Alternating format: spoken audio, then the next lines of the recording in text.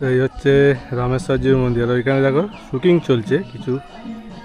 ভগবান রাম এইখানে এসেই শিবের আরাধনা করেছিলেন। বাংলা একটা কথা আছে যে কবে রাম রাজা হবে তবে সীতা বনে যাবে।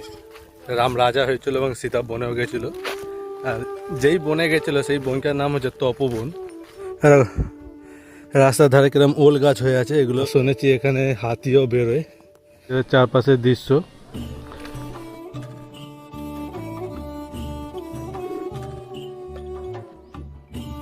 ভগবান রাম এইখানে এসেই শিবের আরাধনা করেছিলেন।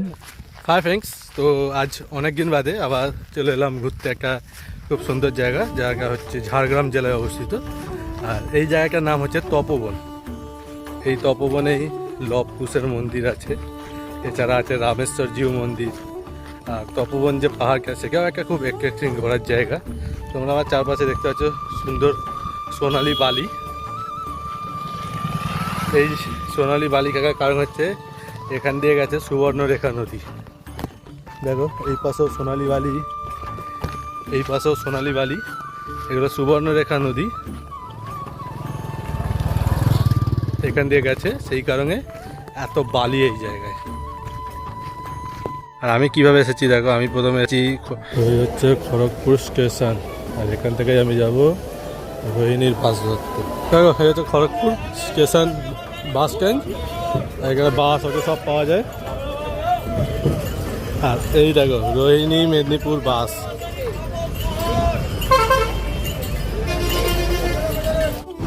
এটা হচ্ছে গুপ্তমণি, এখানে একটা কালী মন্দির আছে গুপ্তমণি বলে, খুব ফেমাস জায়গা।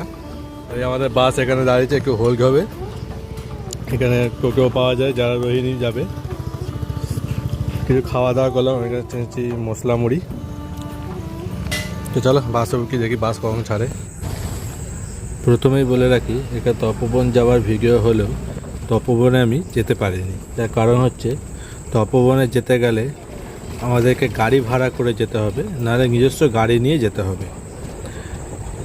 একে আমি তপবনেরই আর একটা জায়গা যেখানে নাম হচ্ছে রামেশ্বর মন্দির, সেই মন্দির অবধি গেছিলাম। তো সেই মন্দিরে যেতে গেলে রোহিণী হয়ে সুবিধা, কারণ রোহিণীতেই আছে সুবর্ণরেখা নদী এবং ওইখান থেকেই পুরো সিধা একদম পরে তপবনে রামেশ্বর মন্দির। আর যারা বর্ষাকালের আগে বা পরে যাবে তারা রোহিণী থেকে টোটো বুক করলে মোটামুটি 400 থেকে 500 টাকা খরচ হবে, তাহলে তোমরা পুরো তপবনকে ঘুরে দেখতে পাবে।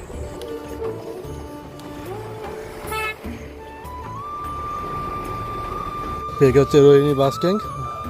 12:30 বাস থামলো, এখন দেখি এখানকে কোনটা রামেশ্বর যাবে। এখন আমি চলে এসেছি সুবর্ণরেখা নদী। দেখো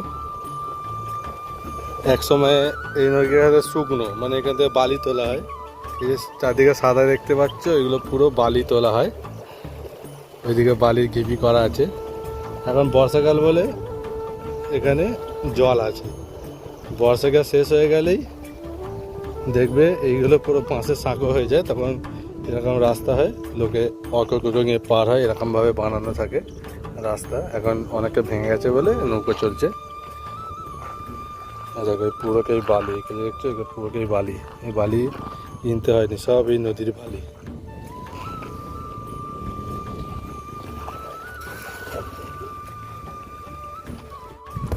দেখো কিরকম সব বাইক, কত বাইক।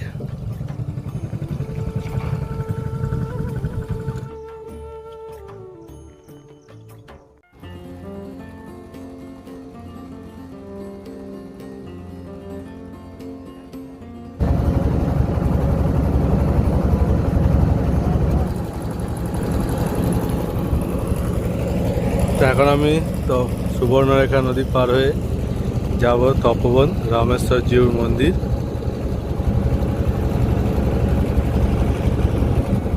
নদী পার হলেই পেয়ে যাবো তপবন আর রামেশ্বরজিউর মন্দির। এই হচ্ছে সুবর্ণরেখা নদী, আর খানিকটা গেলেই পেয়ে যাবো রামেশ্বর টেম্পল।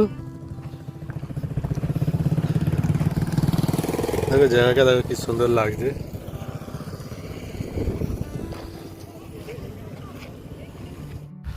বন্ধুরা নদীটা এখন এরকম আছে, আর একটু বর্ষা পড়লে আরও বেড়ে যাবে, তখন এইগুলো অবধি জল চলে আসে, পুরো ভরে যায়।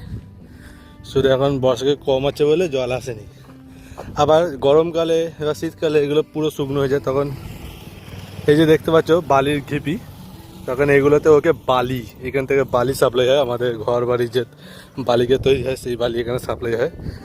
আর ওই যে উঁচু যে ঢিপিকে দেখতে পাচ্ছ গাছপালা গিয়ে উঁচু হয়ে আছে, ওটা হচ্ছে তপোবন পাহাড়। এটা ছোট পাহাড় টাইপের, মানে টিলা বা এইসব পাহাড় টাইপের। এই হচ্ছে এখানকার ভৌগোলিক আর প্রাকৃতিক দৃশ্য। তো রামেশ্বর মন্দির যাবো, কারণ বাইকগুলোকে লিফট চাইছিলাম, কেউ সব বাইক ভর্তি আছে। যাই একাই হেঁটে যাই, দেখি কতটা সময় লাগে। দেখো একদম শান্ত নির্জন প্রকৃতি, পাখির কচকচালি, সুন্দর বাতাসের ঘ্রাণ।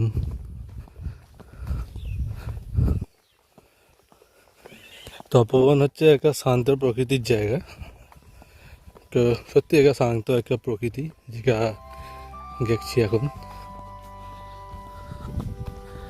যারা গাড়ি ভাড়া করে আসবে তাদের জন্য সুবিধা, আমি এসেছি নিজে ওপেন একটা এতে, তো গাড়ি ফাড়ি কিছু ভাড়া করিনি, পায়ে হেঁটে এই জায়গাটার প্রকৃতিক দৃশ্য উপভোগ করবো বলে। তাই বেশ সুন্দর লাগছে দেখতে। এখানে প্রকৃতিটা খুব সুন্দর লাগছে। বাঁশ বাগান দেখো, এই একটা, এই পাশে বাঁশ বাগান, তারপর আমার পেছন দিকেও বাঁশ বাগান। তো আমার ঠান্ডা লেগে কাশি হচ্ছে। দেখো এই জায়গাটা কি সুন্দর লাগছে। আর এই যে রাস্তাটা, এই রাস্তাটা একটু উঁচু পাহাড়ের মতো হয়েছে। এখান দিয়ে গেলে একটু হাইটটা বেশি, বললো হাইটটা বেশি আছে। তো যেহেতু আমি এনজয় করতে এসেছি, তো পাহাড়ি এনজয়কেই করবো আর কি। চলো দেখো কি সুন্দর উঁচু হয়েছে পাহাড়টা। This is adventure type. আর এই জায়গাটা দেখো কি সুন্দর লাগছে, একটা ফটো ক্লিক করার মতো জায়গা।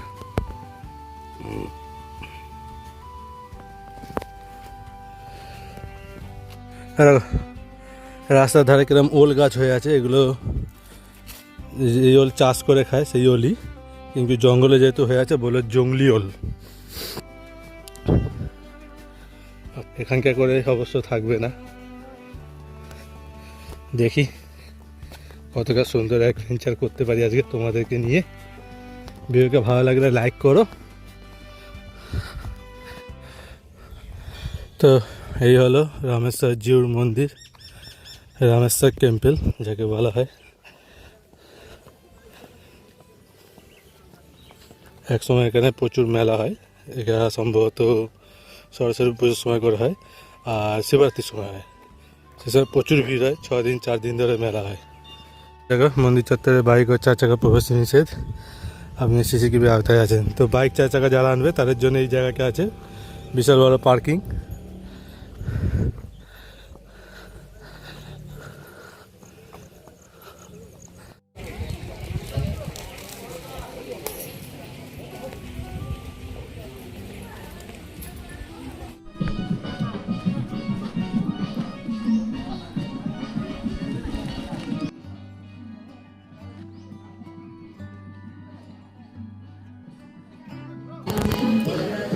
এইটা হচ্ছে রামেশ্বর জিউ টেম্পল।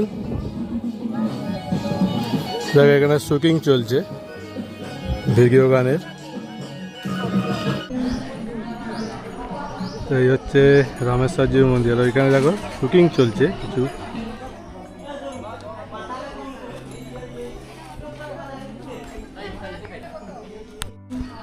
এই রামেশ্বর মন্দিরে একটা ইতিহাস আছে, সেটা হচ্ছে ভগবান রাম এইখানে এসেই শিবের আরাধনা করেছিলেন এবং তারপর থেকে এখানে মন্দির স্থাপন হয়েছে।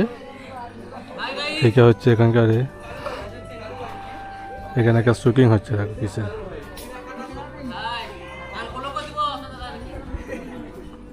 বট গাছ, কত মানুষ এখানে আছে। এটা অনেকটা পুরনো একটা মন্দির, তার কারণ হচ্ছে দেখো এখানে অনেকটা পুরনো মাকড়া পাথরের খিলান আছে। এই পাশে অনেকগুলো আছে, নিচে অনেক মাকড়া পাথরের বেদি আছে। আর এই মন্দিরটা সম্ভবত রিনোভেট করা হয়েছে এবং এখনকার রং দিয়ে রং করা হয়েছে।